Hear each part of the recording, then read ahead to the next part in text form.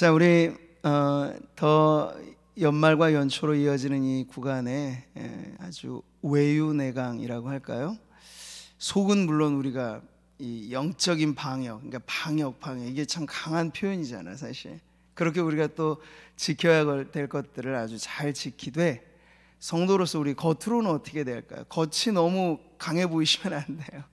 겉으로는 오히려 우리 안에 빼앗길 수 없는 예배와 기도로 하나님 만남으로 누리게 되는 그 기쁨 있죠?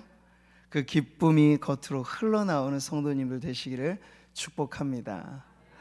우리 영상 광고에도 나간 것처럼 이제 내일부터 우리 성도님들의 그 연말 연초에 너무나 중요한 이 기도 구간에 우리가 코로나 시기에 좀 맞게 전체를 다 활용하기에 좌석수가 딱 정해져 있는 부분들이 있어서 13교구 여호수아 청년부, 그리고 24교구 디모데 청년부, 이렇게 청장년들에 있어서는 월화수목금 이렇게 교차해서 참여를 하시고, 그럼 이 13교구 여호수아 청년부는 월요일 날 나오니까 화요일은 나 그냥 쿨쿨 자야겠다 그러시면 아니 되고 온라인 특세를 하시면 됩니다. 그래서 오늘 제가 뭐 카드 뉴스로도 우리 성도들에게, 여기 주보에도 나와 있지만 중요한 건 이제 우리 장년들은 목장이죠. 서로들 간에 좀 새벽 콜 이런 것도 좀 해주시고, 누가 나 깨워준다고 하면 조금 더 부담이 있으시잖아요. 그렇게 해서 서로가 서로를 좀 격려해서 온라인 안에서도 뜨겁게 우리 새벽을 깨워 기도하면서 뜻을 정한 인생을 살아가시기를 축복합니다. 우리 그런 마음에서 마음의 결단을 한번 좀 갖는 의미에서 서로에게 뜻을 정한 인생이 됩시다. 책자도 지금 나가시면 준비되어 있고요. 이 항공 티켓 같이 아주 예쁘게 잘 만들어 놨습니다. 이거 보시면 연말 연초에 꼭 하나님 응답해 주십시오 하는 여러분의 소중한 기도 제목 있잖아요. 한번 적어 보시는 게 좋아요. 그래서 적어서 성경 책갈피에 딱 이렇게 꽂아 두시면 되고, 여기에 이렇게 그 절취할 수 있는 선 옆에는 있는 것은요, 2021년 뭐 각종의 섬김의 자리들이 많이 있지만요, 여기 보시면 2사부 헌금위원, 2사부 차량 안내위원, 이런 부분들은 누구나 다 사실 시간과 몸으로만 또 섬겨주셔도 충분히 섬기실 수 있는 자리인데, 사실 인원이 여기가 제일 좀 부족한 부분이거든요. 그래서 우리 성도님들 예배하고 나가실 때 또 다음에도 마찬가지입니다. 여기 절취선에 내가 어떤 부서 한번 섬기겠습니다, 새롭게 한번 섬기실 분들은 체크도 하시고 뒷면에 이름을 적어서 우리 교육자들이나 이렇게 전해주시면 우리 성도님들의 섬김을 통해서 우리 새해는 더 여러 성도들이 다양한 곳에서 건강하게 섬김으로 우리 구미상목교회가 더 아름다운 섬김의 공동체가 될 줄 믿습니다. 자, 오늘부터 시작해서 이번 한 주간 수요일에는 우리 자녀들이 아주 예쁘게 잘 준비한 성탄 축하 발표회가 수요 예배 시간에 있겠고요. 금요일에는 성탄절 예배, 이렇게 세 차례 성탄에 관련된 우리가 예배를 드리는데, 저도 크리스마스라는 주제를 가지고 세 번의 말씀을 이제 준비해서 전하려고 합니다. 오늘은 그 첫 번째로 크리스마스 선물에 관한 말씀입니다. 자, 마태복음이 여러분 시작될 때는 족보로 시작되죠. 아브라함과 다윗의 자손 예수 그리스도의 계보, 이렇게 이제 출발을 하는 족보의 이야기입니다. 왜냐하면 유대인의 왕이신 예수님의 정통성을 아브라함과 다윗의 그 뿌리를 둔 이야기로 나오는 거죠. 그래서 그 1장이 마무리될 때는 예수님의 동정녀 탄생으로 대대적인 막을 내리고, 오늘 우리는 2장으로 살펴보는 말씀은 그것과는 전혀 또 다른 별개의 사건이 급진전이 된 건데요, 여기는 일단의 특별한 사람들의 출현으로부터 그 사건이 나오게 되죠. 동방의 박사들이라는 사람들입니다. 유대를 기준으로 동방이라고 말하면 페르시아나 혹은 아라비아 이런 지역을 가리키는데요. 자, 예수님의 탄생이 마태복음의 기록을 보면 1장 안에서는 사실 많이 회자가 되지 않은 상태예요. 누가복음의 기록만 보더라도 양치는 목자들에게만 먼저 전해져서 그들이 와서 사실 구유에 누인 아기 예수를 보는 건 누가복음의 기록이죠. 근데 이 마태복음은 그것과는 시간차가 조금은 더 있다고 보여지는 겁니다. 그래서 예수님이 탄생하시고 좋기 1년, 2년 정도의 시간의 경과를 보는데도 아무런 그 소식이 알려지지 않은 채 시간이 지나가는데, 이 외지에서 온 사람, 이방의 사람들이 와서 떠들썩하게 이 소식이 전해지게 된 거예요. 헤롯이 사는 왕궁에 가가지고 말한 거죠. 유대인의 왕으로 나신 이가 어디 계시냐. 이렇게 됨으로써 이제 예수님의 탄생이 이 마태복음의 기록 안에서는 온 세상에 알려지게 된 것입니다.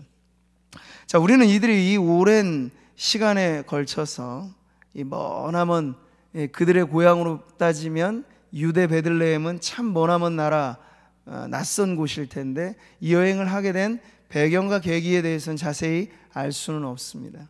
옛날 우리 무슨 성탄절 맞으면 자녀들이 총극이라든지 이런 것들을 준비할 땐 각색해서 하는 이야기들이 많잖아요. 그림에 보면 꼭 동방박사는 세 사람입니다. 그래서 우리 찬송가는 이번에 개사가 됐죠. 동방박사 세 사람, 이게 확증된 사실은 아니기 때문에 세 사람이라고 하는 건 뺐어요. 어쨌든 우리가 알고 있는 그 전설 따라 산만리 같은 그런 이야기들은 많이 있습니다만 성경의 기록 자체에는 대부분이 베일에 쌓여 있어요. 근데 한 가지 분명한 거 있죠. 이들이 어떤 출신 혹은 어떠한 사람 자세히 알 길은 없지만 이들이 이곳에 온 목적은 너무나 분명한 거예요. 우리가 동방에서 그의 별을 보고 그에게 경배하러 왔노라. 아주 목적이 뚜렷한 방문이라는 걸 보여주는 거죠. 자, 박사라고 하면 뭘까요? 그 당시 무슨 닥터 이런 게 아니고 별을 연구하는 점성가들입니다. 근데 이들은 흔히 고대 사회에서는 현자로 불려진 사람들, 지혜로운 사람들이었습니다.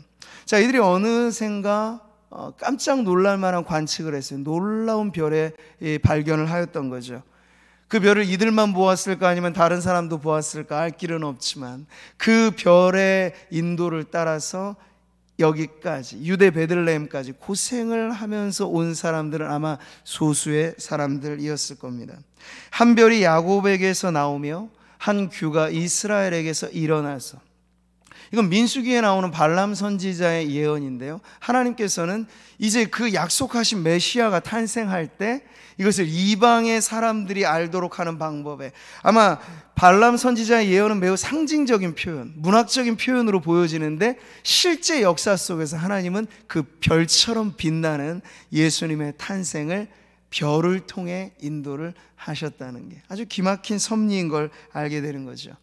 자, 이들은 이것이 위대한 탄생이라고 하는 사실을 알았습니다. 그리고 위대한 탄생이니 가만히 있자가 아니고 우리가 그 현장에 가보자 하는 어떤 호기심, 그러한 추구를 가지고 지금 여기까지 온 거예요. 예기치 못한 이들의 방문을 통해서 발칵 뒤집어진 곳은 어딜까요? 헤롯과 온 예루살렘이 뒤집어졌죠. 기뻐서 뒤집어진 게 아닙니다. 헤롯은 늘 노심초사, 자신의 왕위를 노리는 사람들의 당시의 왕권이라고 하는 건 매우 사실은 위태로운 자리였거든요. 구테타도 일어나고 별의별 일들이 많이 있던 시절이니까요.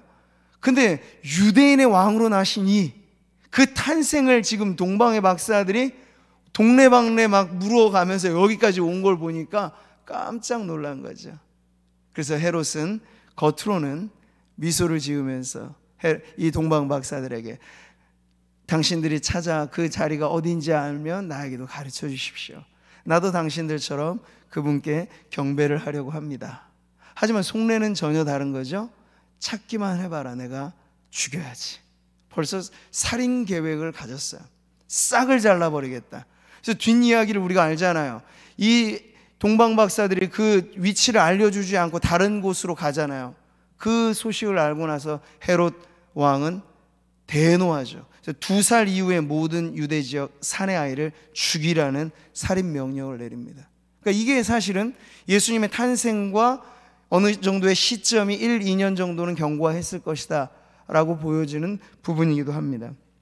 자, 어쨌든 이 위대한 탄생에 있어서 모두가 다 이걸 환영했던 것은 아니고 모두가 다 이 의미대로 그 탄생을 기렸던 것이 아니라는 게 바로 그 첫 크리스마스의 역사라는 걸 알게 되죠. 자, 우리는 다시 한번 이들의 이름도 모르고 상세 프로필 알 길도 없지만 이들이 온 뚜렷한 목적에 우리가 초점을 맞춰서 오늘 말씀을 살펴보는 거예요. 우리 2절 다시 한번 읽어보실까요? 유대인의 왕으로 나신 이가 어디 계시냐? 우리가 동방에서 그의 별을 보고 그에게 경배하러 왔노라. 이 뚜렷한 목적, 왕에게 이 왕의 탄생을 축하하기 위해서, 그리고 그 왕 앞에 직접 경배하기 위해서 이들이 왔다 하는 거예요. 저는 이 부분이 해마다 우리가 성탄절을 맞이할 때 늘 잊지 말고 상기시켜야 될 중요한 대목이라고 믿습니다. 크리스마스는 우리만 지키는 절기가 아니에요. 세상도, 믿지 않는 사람들도 얼마나 이 날을 기다리는지 몰라. 연인들은 그렇지 않아도 이벤트 하는 거 우리 청년들 아주 중요하게 생각하는데, 뭐 1111 붙어져 있는 날은 야, 이건 빼빼로데이로 지키자, 아주 기념일을 기막히게 잘 만들어내는 젊은이들은 얼마나 좋습니까? 크리스마스 좋아. 그 전날은 크리스마스 이브로 해서 우리 아주 파티를 좀 만들어야겠다, 뭐 이런 분위기들이 세상에도 아주 짙게 깔려 있죠. 상인들에게 크리스마스는 손꼽아 기다리는 날입니다. 구주 예수 탄생, 그것 때문이 아니고 대목으로, 대바겐 세일로 이날 모든 거 다 연말 정산하듯이 한번 다 소진시키는 기회로 삼는 게 바로 크리스마스죠. 부모들은 산타 복장을 해서라도까지 자녀들을 감동시키기 위해서 특별한 이벤트로 크리스마스 선물을 준비하면서, 어쨌든 세상의 이 문화 안에서도 이 크리스마스는 모든 사람들에게 유명한 날인 건 분명합니다. 근데 한 가지 특징이 있죠. 유흥과 소비로 아주 질펀하게 노는 날로 그렇게 알려져 있는 거예요. 이마저도 여러분, 이제 우리 기독교가 문화화된 나라들의 변화되는 추이를 보면 이마저도 사실은 다 약화되어지는 걸 알 수 있어요. 미국 여러분 어떻습니까? 기독교 정신으로 세워진 나라인데 2000년대 이후부터는 크리스마스 전쟁이라고 불릴 만큼 많은 부분에 사회적으로 크리스마스, 메리 크리스마스라는 그 인사 하나를 두고 사회가 양분되는 거예요. 왜 그런가 하니 미국이라고 하는 사회는 다인종 국가잖아. 그러니까 다양성을 매우 존중하는 나라입니다. 뭐 그건 나쁘진 않죠. 그런데 언젠가부터는 12월 달에 왜 성탄절만 있냐, 12월 달에 보면요 각종 다른 종교들의 기념일이 거기에 밀집해 있거든요. 자, 그러니 우리 다양성을 존중하는 미국이라고 하는 나라에 걸맞게 메리 크리스마스라는 말은 좀 지우자. 대신에 해피 홀리데이스, 우리 행복한 연휴를 좀 보냅시다, 이런 식으로 여러분 바꾸기 시작한 그 운동이 2000년대 후반에 쭉 오는 거예요. 그래서 오바마가 대통령 되고 나서부터는 공식적으로 그는 해피 홀리데이, 이걸 성탄 인사로 바꿨어요.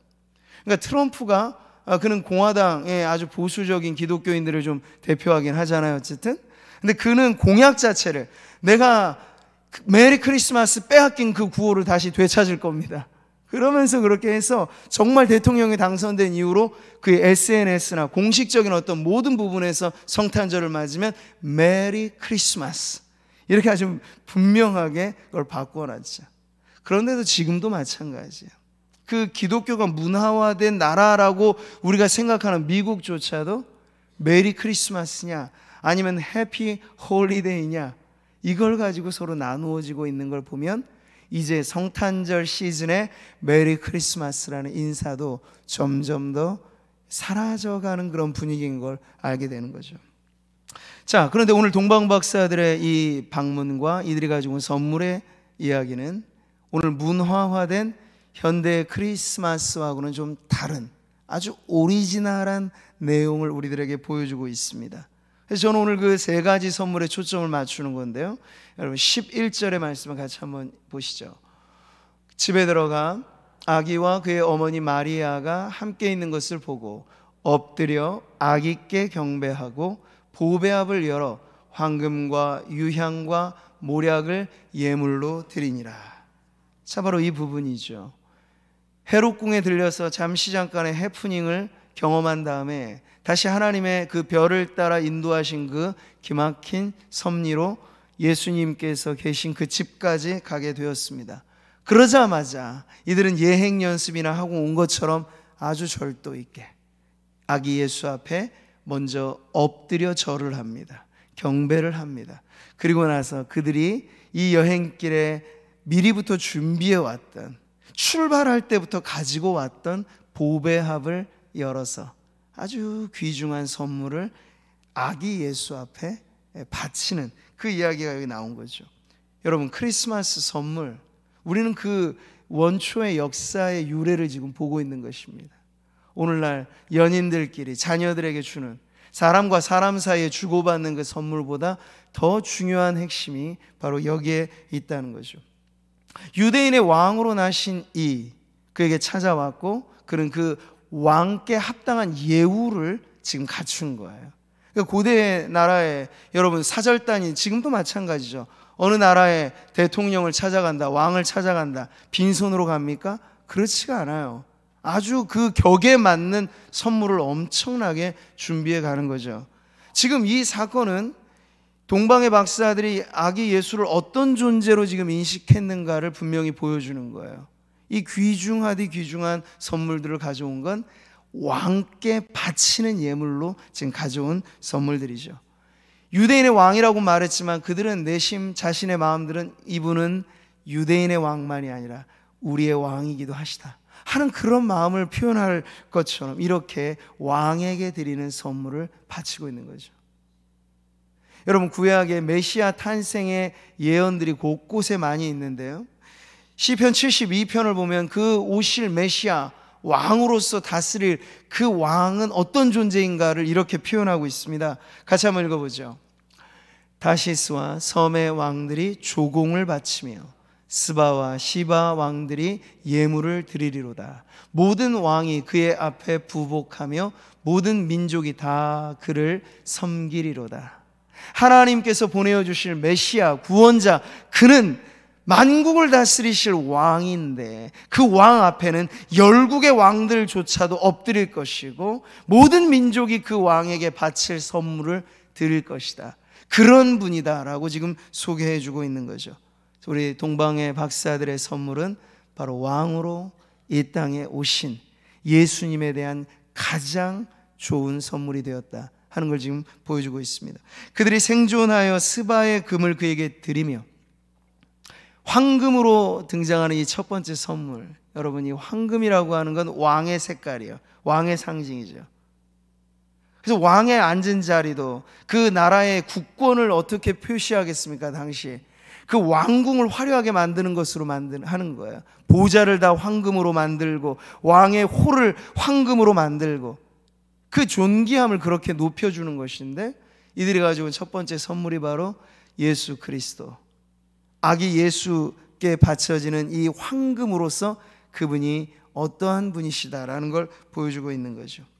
선물이라고 하는 건 여러분, 받는 사람뿐만 아니라 주는 사람의 마음입니다. 주는 사람의 마음과 태도가 담겨져 있는 것인데, 이들의 선물 안에는 바로 예수 그리스도, 이 땅에 오신 그 아기 예수에 대한 어떠한 공경의 마음이 담겨져 있는가가 너무나 잘 드러나 있는 거죠. 자, 올해 우리는 작년도 지났지만 올해도 또 어김없이 성탄절을 맞이합니다. 그러나 올해는 좀 특별하죠. 한 해 전체가 코로나로 완전히 휩싸여 있는 구간을 지나면서 우리가 다시 성탄절을 맞이한다라고 하는 건 성도들에겐 얼마나 뜻깊은, 더욱이 기대할 만한 이 절기가 아닐 수 없습니다. 왜 그럽니까? 이 성탄의 주인공으로 오신 우리 예수님은 구원의 왕으로 이 땅에 오신 분이기 때문입니다. 많은 사람들이 전염병이라고 하는 질병으로 두려워하고 죽음의 공포 속에 힘들어하고, 이러한 때 여러분, 예수님의 탄생은 우리에게 다시 한번 메아리치는, 우리의 인생의 참된 소망과 우리의 인생의 참된 구원은 바로 이 땅에 아기 예수로 탄생하신 그분께 달려있다라는 걸 알려주는 이 절기야말로 우리도 동방의 박사들처럼 정말 기쁨으로 맞이해야 될 날인 줄 믿습니다. 우리들끼리의 파티가 되어서는 안 됩니다. 동방 박사들이 그 머나먼 여행, 위험을 감수하고 막대한 여행의 경비를 지불하면서 보배합까지 준비하면서 여기에 왔던 건 그들끼리 즐기자 이런 게 아니었어요. 희생을 감수하고라도 이 왕에게 합당한 경배와 찬양과 예배를 드리자, 이러한 마음이 오늘 우리가 다시 한번 뜻깊은 성탄을 맞이하는 2020년 성탄절에 다시 한번 되새겨야 할 마음인 줄 믿습니다. 여러분, 우리 하나님께, 아기 예수께 금덩어리가 사실 무슨 소용이 있겠습니까? 우리는 그런데도 요즘에도 여러 문화들은 그렇잖아요. 돌 기념하면 돌반지를 막 주고, 이런 것은 하나의 마음을 표현한 선물이겠죠. 물론 여러분, 그렇다고 해서 동방 박사들이 가져온 이 예물이 자그마한 금반지 정도로 생각하시면 안 될 겁니다. 황금은 그 왕의 격위에 맞을 만한 엄청난 값어치가 있는 예물이었던 것이죠. 근데 이것 자체가 어떤 효용성이 있느냐를 따지지는 않는 거예요.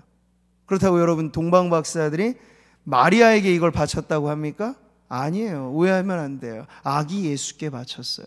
그 아기가 이걸 어떻게 쓰느냐, 먹으냐, 그럴 걸 고민할 필요가 없어요. 왜냐하면 이 선물의 의미는 분명하니까. 이분은 왕이시다, 왕의 탄생 앞에 마땅히 드려야 할 예물은 이것이다 해서 이걸 바친 거예요. 그럼 여러분, 우리가 주님 앞에 성탄의 예물을 드린다라고 하는 것은 효용의 가치로 생각하시면 안 돼요. 우리가 성탄절 헌금은 물론 이웃과 함께 나누는 것으로 아주 값어치 있게 사용합니다. 그러나 1차적으로는 구제금을 내는 게 아닙니다.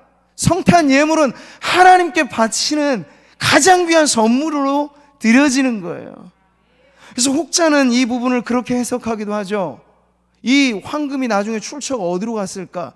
성경은 침묵하니까 모릅니다. 그러나 우리는 대략은 알 수 있어요. 돌에 금반지, 돌반지 받으면 그때는 기념하지만 어려운 가정살이 힘들어지면 그게 나중에는 이 아이 키우는데 지불되어지는 것으로 쓰여질 수 있죠. 극빈자의 집안에 태어나셨어요.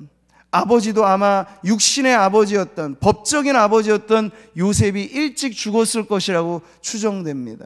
이 일찍이 과부가 돼서 아들을 키우고 자녀들을 키우는 마리아는 너무나 힘들고 어려운 형편이었을 테니 이 동방의 박사들이 가지고 왔던 이 예물은 나중에 예수님께서 자라가시는 그 일에 귀하게 쓰여졌을 것이다, 이렇게도 추측들을 하는 거죠. 자, 근데 저는 그 뒷이야기가 중요하지 않아요. 이게 어떻게 쓰여졌느냐가 1차적인 관심이 아니에요. 이 예물은 왕 앞에 마땅히 드려야 할 예물로서의 가치가 있다는 것이죠. 사랑하는 성도 여러분, 크리스마스 선물을 우리가 생각할 때 이것은 우리가 하나님께 드리는 최고의 표현입니다. 그 기쁨과 감격만큼이나 우리는 사실 오랜 시간의 여행을 하면서 성탄절을 맞이하지는 않잖아요. 근데 제가 왜 오늘 이 한 주간, 너무나 중요한 이 주간의 이 주일의 성탄의 메시지를 먼저 드리냐면, 지금부터라도 준비하시라는 거예요. 5일간의 여행길이라도 여러분 준비하시라는 거예요. 그래야 맞이하는 성탄절이 우리에게 환희의 찬, 기쁨이 되지 않겠습니까? 세상에 그냥 들려지는 캐롤송이라든지 산타가 주인공이 된 그런 흐느적거리는 노래들, 여기는 그냥 연말의 분위기인 거예요. 그러나 우리는 그런 분위기를 타지 않습니다. 우리에게 중요한 건 성탄의 의미죠. 그래서 그날 우리가 주님 앞에 예배를 드릴 때 우리도 준비된 예물로 하나님 앞에 바치는 거예요. 그럴 때 그 예물에 담겨야 될 믿음은 뭡니까? 당신은 나의 왕으로 이 땅에 오신 분입니다. 호산나 찬양대가 오늘 마지막에 나의 주, 나의 주, 그러한 주님께 대한 그 고백으로 우리가 이 예물을 드림이 성탄절을 의미 있게 보내는 아주 좋은 길인 줄 믿으시기 바랍니다. 자, 동방 박사들의 크리스마스 선물은 이게 끝이 아니죠. 계속 이어집니다. 보배합을 여니 거기에 황금이 나오고, 그 다음에 유향이 나오고, 그 다음에 모략이 나옵니다. 유향과 모략은 다 사실은 당시 향을 발휘할 때 쓰여지는 원료들인데 두 가지 용도가 좀 달라요. 특별히 유향을 우리가 성경 안에서 그 용도를 살펴보면 어디에 많이 나와 있는가가 뚜렷한데요, 레위기에 이 유향이 많이 나옵니다. 레위기는 뭡니까? 하나님에 대한 제사법이 너무나 상세하게 잘 규명되어져 있는 말씀이죠. 근데 이 유향은 인간적인 용도로 쓰여지기보다는 하나님께 예배를 드리는 그 제사 가운데 향을 드리는, 이 거룩한 하나님에게 걸맞은 예배로서 향을 드릴 때 쓰여지는 게 바로 이 유향이라고 하는 것이에요. 여러분, 동방의 박사들이 예수님이 정말 신학적으로 어떤 분이다, 우리처럼 척척 박사식으로 다 알아서 박사들은 아닌 거고, 그들이 어느 정도의 정확한 정보를 알고 있었는지는 사실 우리가 추정해봐도 많지는 않겠죠. 그러나 하나님께서 그들을 인도하실 때로부터도 그들은 특별히 은혜 받은 사람들은 맞습니다. 유대인도 알아주지 않았던 그 왕을 오히려 이방, 그러니까 여기서 우리는 사실 첫 탄생의 순간부터 하나님께서 선교에 얼마나 사실은 주도적으로 역사하시는 분인가를 알게 되는 거죠. 이방의 사람들을 데려와서 유대인의 왕일 뿐만 아니라 열방의 왕이 바로 여기 있으니 너희들도 그 앞에 경배하라, 이러한 가르침을 받고 동방의 박사들이 왔던 것이잖아요. 그래서 그들은 이 존재가 누구인지 정보나 지식으로가 아니라 하나님의 인도하심을 통하여 이분은 인간의 왕 이상의 존재다. 그래서 제사 예배를 드릴 때 오직 하나님께만 소용되었던 이 유향이라고 하는 것을 아기 예수께 바쳤던 것이죠. 이로써 예수님은 인간 이상의 존재, 하나님이신 그분이 이 땅에 오셨다라고 하는 사실이 이 선물을 통해 드러나게 되는 것입니다.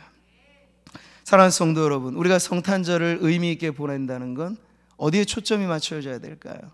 거룩한 예배에 초점이 맞춰져야 합니다. 이들도 그랬던 것처럼 오늘 우리는 숱하게 오랜 시간 반복해서 성탄절을 보내온 탓에 오리지널이 많이 약해진 것, 그래서 문화화됐다고 하는 건 좋은 표현으로 말씀드리는 건 아니죠. 원래 의미대로의 우리가 첫 역사의 성탄절을 오늘 다시 재현한다고 한다면 우리는 그때 이 박사들이 가졌던 마음, 정성, 그 모습, 그 예물 하나하나에 담겨져 있는 신앙의 고백을 가지고 이날 경배받게 합당하신 하나님의 어린 양으로 이 땅에 오신 주님께 예배하는데 집중하시는 우리 성도님들 되시기를 축복합니다. 자, 마지막 선물의 의미를 살펴볼 차례죠. 모략입니다. 유향과도 같은 향을 발휘하긴 하지만 용도가 조금 다른 것이에요. 특별히 이 모략이 예수님의 생애와 결부가 되어서 나오게 된 건 이 첫 탄생의 자리와 그 다음에 어딜까요? 예수 십자가의 죽음의 자리에 이 모략이 나오게 되는 걸 보게 돼요. 자, 여러분, 모략이라고 하는 것은 그 당시 죽어가는 죄수들에게 마지막 주는 하나의 배려였습니다. 모략을 탄 포도주, 예수님이 그걸 받으시잖아요. 십자가 지고 가는 그 길에 이게 약간의 마취에 통증을 완화하는 성분이 들어있기 때문에 마지막으로 한번 던져주는 그러한 어떤 조치인데요. 근데 그마저도 예수님께서는 거절하셨습니다. 왜요? 힘들어도 예수님을 리얼하게 우리의 고통을 그 몸으로 감당하셔야 됐기 때문에 모략을 탄 포도주를 받지 않으셨죠. 또 하나, 요한복음 19장에 보면 니고데모가 나오는데 이미 십자가에 달려 죽으신 이후에 예수님의 장례를 치룰 때 니고데모는 상당량의 모략을 가져왔습니다. 이때 쓰여진 모략은 방부 처리 효과가 있는 그러한 재료로서 장례식장에서 자주 사용되어지는 아주 귀중한 재료였습니다. 자, 그런 예수님의 생애에서 모략은 탄생과 죽음의 순간에 이게 너무나 중요하게 나타나는 걸 보게 되는 거죠. 동방 박사들이 그들의 예지력으로 이걸 가져왔다고 생각하지 않아요. 하나님께서 많고 많은 선물 중에 이 왕에게 합당한 선물이 무엇일까? 어떤 의미에서 황금은 너무나 합당한 선물로 여겨졌을 텐데 유향과 모략은 하나님께서 그 왕이 어떠한 존재인가를 가르쳐 주시는 의미 안에 선별된 선물로 여겨지는 거죠. 이 모략, 탄생에서부터 죽음의 메시지를 담고 있는 이 선물. 일반 사람들에게는 사실 기분 좋은 선물은 아닐 것 같아요. 태어나서 100일 잔치하고 있는 아이에게 모략을 선물로 준다. 이건 좀 이상하게 받아들여질 수 있는 거겠죠. 우리 품 안에 있는 어린 아기를 보면서 죽음을 생각하는 사람들은 없습니다. 그런데 이분은 그걸 위해서 오신 분이에요. 그러니까 우리는 성탄절을 그냥 뜻모른 즐거움으로만 희희낙낙할, 그렇게 소비시켜야 될 날이 아닌 거예요. 죽기 위해 태어나신 분이라고 한다면 여러분, 어떠한 인생에도 이런 말은 좀 안 어울릴 것 같은데 우리 예수님에게는 이보다 더 좋은 표현이 없어요. 그분은 왕으로서 군림하기 위해 오신 분이 아니고 자수성가하기 위해 오신 분도 아니고 자기 인생의 어떤 성공이 목표가 아니고, 그분이 태어나신 이유는 우리의 죄를 대신하여 십자가에 그 한 몸 내어주셔서 죽기 위해 이 땅에 태어나신 분이에요. 그런 여러분, 그 탄생에서부터 우리는 복음의 메아리가 울려 퍼지는 걸 보는 것. 이 유향과 모략이 지니고 있는 그 향기는 하나는 생명의 향기겠지만 하나는 죽음의 향기예요. 근데 우리에게는 그 죽음마저도 하나님의 마지막 사랑, 더할 나위 없이 큰 사랑인 걸 알기 때문에 이 또한 우리에게 아름다운 향으로 들려지게 되는 것이죠. 사랑하는 성도 여러분, 아들을 낳으리니 이름을 예수라 하라. 하나님께서 천사를 통해서 정해 주신 그 이름, 그 예수의 이름, 이는 그가 자기 백성을 그들의 죄에서 구원할 자이심이라. 마리아는 그걸 전해 들었어요. 내가 함부로 이름 짓지 말아라. 하나님이 지어주신 이름인 거예요. 그 운명이 달려있는 거거든요. 예수님의 평생의 운명. 그분은 구원자로 사실 것인데 자기 한 목숨 위하여 사는 분이 아니고 우리 목숨 살려주고자 자기 목숨 내어주실 분이라. 동방의 박사들이 바친 모략은 바로 그 복음을 담고 있는 것입니다.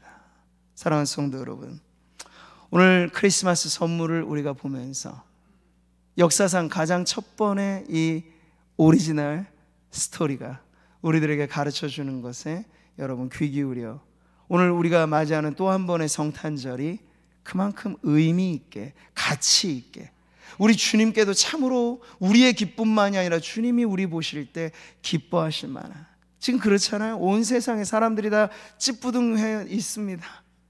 경제도 그렇고 전염병도 그렇고 웃고 즐길 만한 것은 별로 없는 이 세상에 하나님 앞에서조차 우리는 예배할 때도 찌푸린 인상을 갖고 예배를 드리는, 알게 모르게 이러한 때 여러분, 성탄절을 기점으로 여러분의 인생이 활짝 펴지시기를 축복합니다. 세상의 달력은 2021년 1월 1일로 새날을 출발시키지만 우리는 달라요. 우리는 예수님의 탄생을 기다리는, 그래서 우리 개신교에서는 그렇게 중요하게 취급은 안 하지만 대림절, 대강절이라고 하는 그 기다리는 날로부터 성도들의 새해는 시작되는 거예요. 가장 결정적인 날은 언제일까요? 예수 탄생하신 이 날, BC와 AD가 갈라졌던 날, 인간의 어떠한 위대한 위인도 이 일을 이루어낸 사람은 없지 않습니까? 공자왈, 맹자, 좋은 말 한 분들은 많아요. 종교의 창시자들도 많아요. 그러나 이 날의 주인공인 예수님은 역사를 갈라놓으신 분이에요. 비할 바 없죠. 우리가 그분의 탄생에 기쁨의 예배를 드리고 주님의 그 예배를 드리는 현장에서 우리의 삶이 새로워지지 않는다면 다른 어떠한 것을 통해서 우리의 삶이 새로워지겠습니까? 그럼 여러분, 이 성탄의 계절, 이 한 주간을 보내시면서 저와 여러분의 인생에 다시 한번 기쁨의 소식 울려 퍼지는, 복음의 감동 속에 우리의 인생이 어떤 시련에도 굴하지 않는 기쁨에 찬 성도의 삶으로 다시 한번 새해를 시작하시는 성도님들 되시기를 주님의 이름으로 축복합니다. 할렐루야.